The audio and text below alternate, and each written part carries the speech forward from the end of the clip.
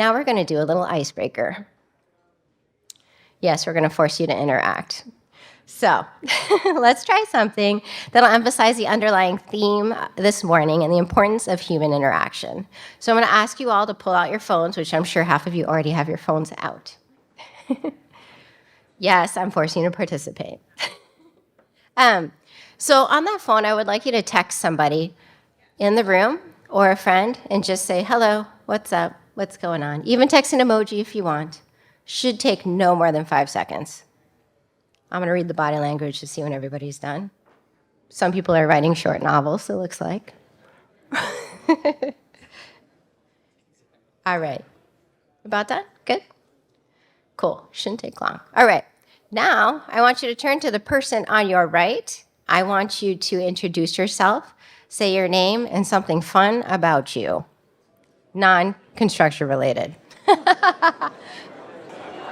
I think some people made some new best friends. You can talk more after. Okay, that got a little bit out of control. I didn't know what I was asking for there. All right. All right, so ask yourself now, which of the two versions of hello will you remember more?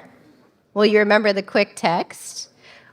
Or taking the time to shake someone's hand, look them in the eye, and learn their life story, apparently, because I gave you way more time on that. All right. Hopefully it was the latter. So some things technology will never replace, and that's why the human factor will always be essential in adopting innovative technology in our industry. So back to the topic of the presentation, we face a future that is changing everything about our world, even the way we say hello. The change is coming, and it's inevitable. It's creating generational shifts in the workforce as we integrate more technology on the job site with traditional construction practices. Regardless of how quickly things are changing and evolving, we are an industry that defines our success by the people we plan and build with, and not the tools or technology that help get us there. But speaking of people, we can't deny the serious issue we're facing, which is labor shortage. One major reason for this labor shortage is workers phasing out and retiring, which I alluded to earlier. We're seeing the same story for both Canada and US. The gray wave is coming as veterans are aging out of the industry, taking their knowledge and experience with them. Some statistics that bring this issue to light. So 20% of Canadians' construction workforce will retire in the next 10 years. 40% of the US construction workforce is also expected to retire in the next 10 years. Those are big numbers. Right now, currently, there's 20,000 open construction positions if we're talking locally in Ontario alone. And then if we're talking US, there's currently 500,000 open positions just to meet the current labor demand.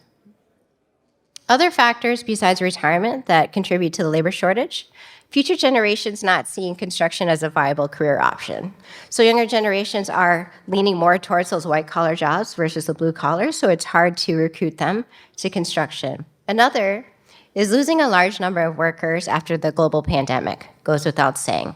If you want to hear a stat, about 61% of the construction workers return to the job site. That's a big number. The current lack of workers force us to compensate by other means, including technology.